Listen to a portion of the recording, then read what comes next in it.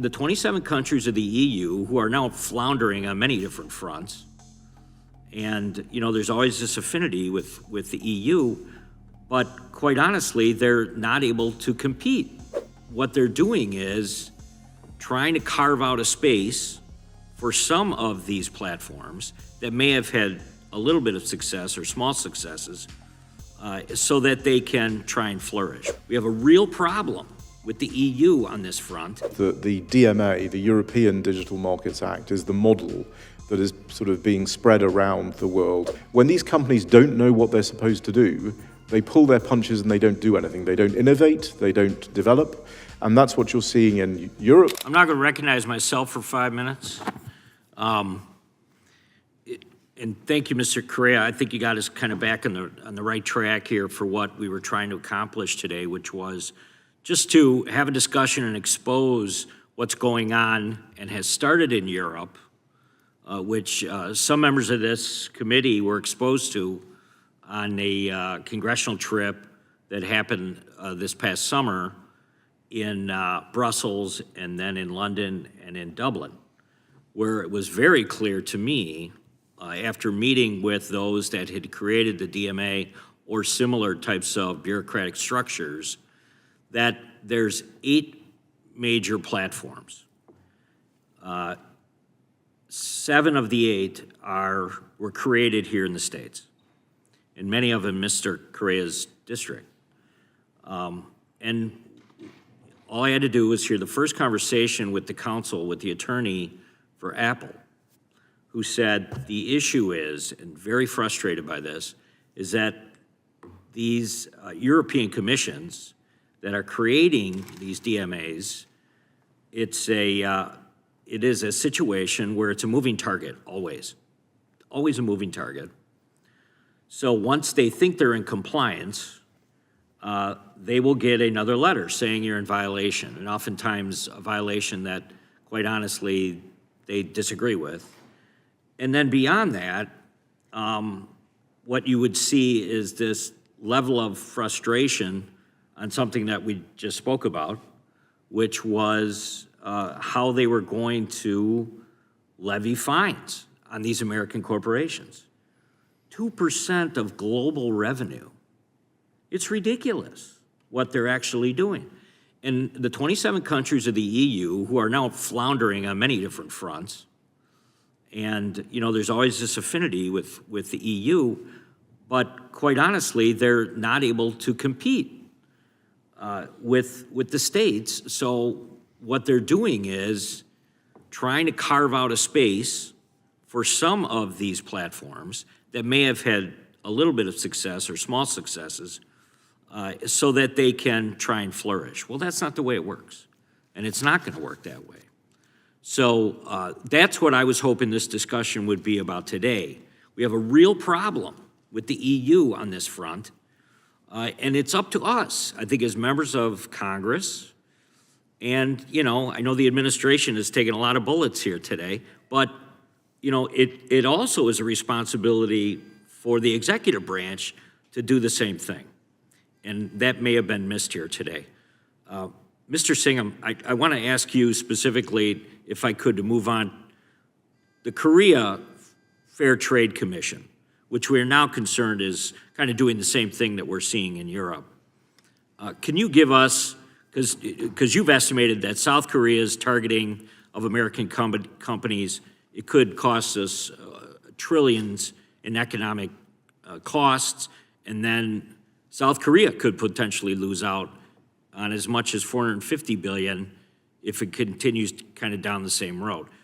What's your overall perspective about what's going on in Korea when it comes to fair trade right now? So I think, Chairman, what you're seeing in Korea is there's one element of this, which is that the DMA, the European Digital Markets Act, is the model that is sort of being spread around the world. Korea is a particular battleground. Japan, Brazil, Australia, the UK, others are following suit. I think it's based on a fundamentally flawed model that we've described, earlier here. But What the Korean case shows is it's not just the regulation approach to the digital platforms, it's also what the KFTC is doing. And our economic model that we wrote about in this book actually picks up these procedural irregularities. So the lack of predictable environment that you referred to with the counsel, I think from Apple you mentioned, that sort of thing is incredibly chilling, because what happens is companies don't know what they can do. Competition is not a tea party. It is a brutal exercise, and actually the efficiency gains and the wealth creation that comes from competition comes because of that, really brutal competitive process. It isn't a tea party, and when these companies don't know what they're supposed to do, they pull their punches and they don't do anything. They don't innovate, they don't develop, and that's what you're seeing in Europe, and that's what you're seeing in Korea, and that's why the cost is so high. Very good. Thank you very much. I'm going to now recognize the gentleman from Illinois for 5 minutes. Thank you, Chairman Fitzgerald. Donald Trump campaigned on reining in the power and influence of the tech industry. He said he would no longer allow the industry to, quote, run wild, stifling competition in our most innovative sector, end of quote. He appointed regulators who talked a big game about breaking up tech companies and smashing their cartel. It turns out that Trump was not running to be commander-in-chief. He was running to be lobbyist-in-chief for big tech. There was a reason why the tech CEOs were grinning in the front row at Trump's inauguration. They had him in their pocket. They knew that he would sell out American workers and consumers, and they were right. As part of his betrayal, Trump has turned the State Department and USTR into lobbying arms for big tech. His administration uses industry talking points and abuses trade authorities to bully countries over tech regulation. And let's be clear about what Republicans are empowering big companies to do: favoring their products on the platforms they own, forcing users to take bundled products, refusing to make their products compatible with their competitors, surveilling users and denying them access to their own data. Where is the popular support for any of this? Since when did MAGA voters want their elected officials to fight for big tech's right to screw them over? This isn't about innovation. Big tech companies aren't in the business of innovation. They're in the business of extracting our data and selling it to advertisers at the expense of labor, privacy, and consumer rights. And they're paying politicians like Trump and his loyalists in Congress to let them get away with it. And the truth is, Trump's betrayal of the working class and his corrupt embrace of big tech is not a break from U.S. policy, it's a continuation. This is just the latest example of the U.S. defending corporate abuses, even if it comes at the price of undermining democracy at home and abroad. This corrupt alliance is why our government negotiates trade agreements like NAFTA to prioritize corporate interests over workers. It's why we prop up autocratic leaders who back U.S. corporate interests, even if they support terrorism or drug trafficking too. And it's why we fail at effectively regulating industries, even as their practices harm workers, consumers, and communities at large. But when Trump used the age-old playbook, campaigning on big tech regulation, then selling people out, he got caught in a lie.